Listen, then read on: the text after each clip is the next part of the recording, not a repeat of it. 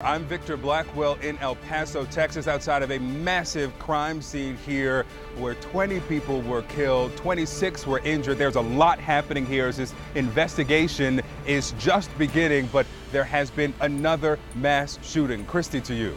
Yeah, I'm Christy Paul. Victor, thank you. We went to sleep with the news of those 20 people dead in El Paso. You are waking up now. I am so sorry to tell you, to 9 more people who've been killed in a second mass shooting, this time Dayton, Ohio. Between these two shootings, please absorb this. 29 people are dead. 42 people are injured in a 15-hour time span and 2 mass shootings. We're going to get back to Victor in a moment, but want to get you the very latest on what's happening in Dayton right now. The assistant police chief there giving us an update just a short while ago on this overnight shooting. Here it is. I'm Lieutenant Colonel Matt Carper, Assistant Chief of Police and Deputy Director of Dayton Police Department. Just after 1 o'clock this morning, we had an active shooter situation in the Oregon District, part of our downtown area in the 400 block of East 5th Street. We had one shooter that we are aware of and multiple victims. Right now, the shooter is deceased from gunshot wounds from the responding officers. We have 9 victims deceased in addition to that on East 5th Street, and we have approximately 16 more victims hospitalized right now in unknown conditions. Currently, we're working on identifying the suspect to see what the possible motivation might have been.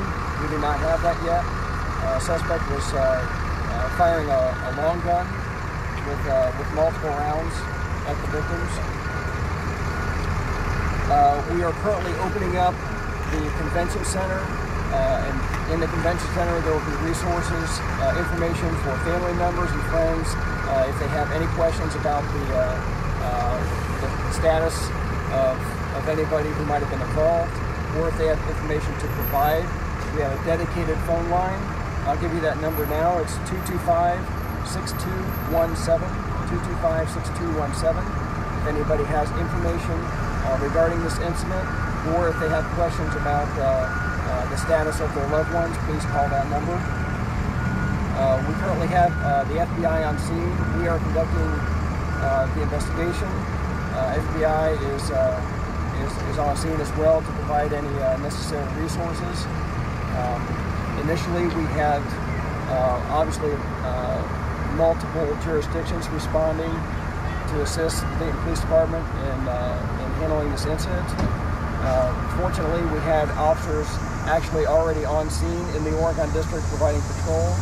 This is a very safe part of downtown, and it's a very popular destination for visitors in the Oregon District. So we regularly have officers in the area. Fortunately, we had multiple officers in the immediate vicinity when this incident started. So there's a very short timeline of violence. For that, we're very fortunate. This is a very tragic incident, and we're doing everything we can to investigate it and try to identify the motivation behind this.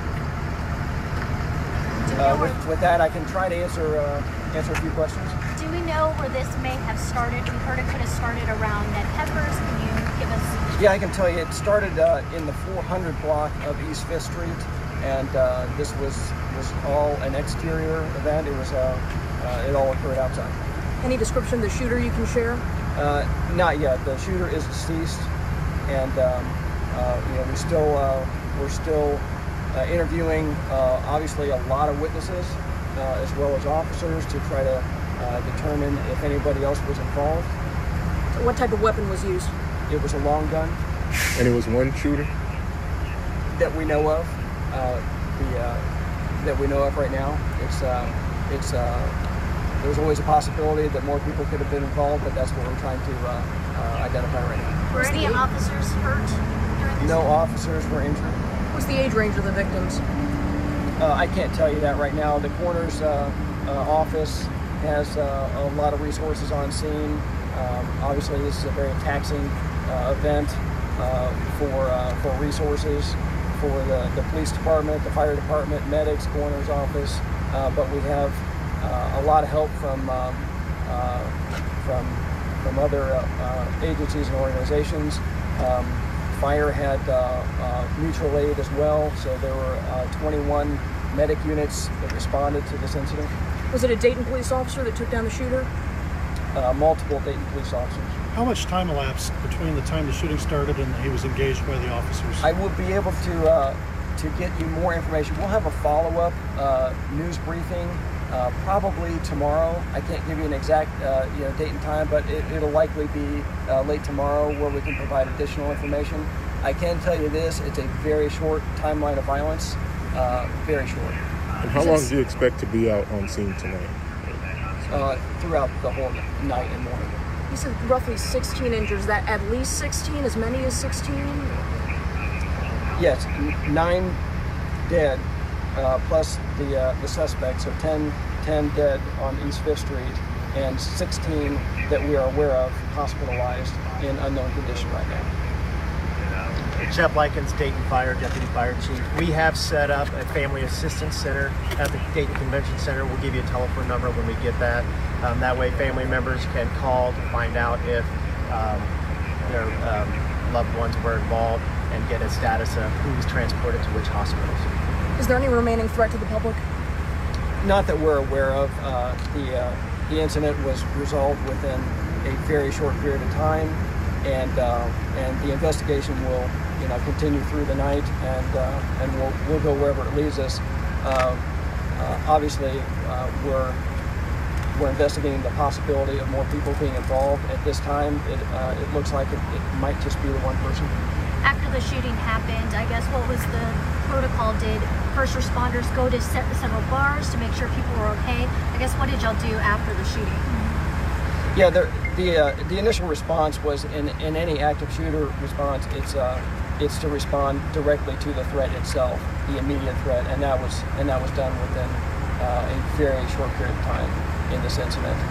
After that, first aid was rendered to the many victims, and obviously first responders had a pretty busy evening tonight. But it was a county-wide request for assistance, so we had assistance from a lot of different jurisdictions in the area. What's your message to the community after an event like this? First is anybody with information, please give us a call at that dedicated line, or they can always call 333 COPS as well for additional information. But Dayton is a very safe area. The downtown Dayton is a very safe area. This is extremely unusual, obviously, for any community, let alone Dayton in our Oregon district. This is unheard of and very sad. It's a very tragic evening, and we have a lot of resources dedicated to take care of the victims' families, as well as identify any other people who might have been involved, or obviously the public will be very interested to know what the motivation might have been for such a horrific incident as this, and we're anxious to discover that as well. This is in an area called the Oregon District. I understand it's an arts and an entertainment district, and we heard the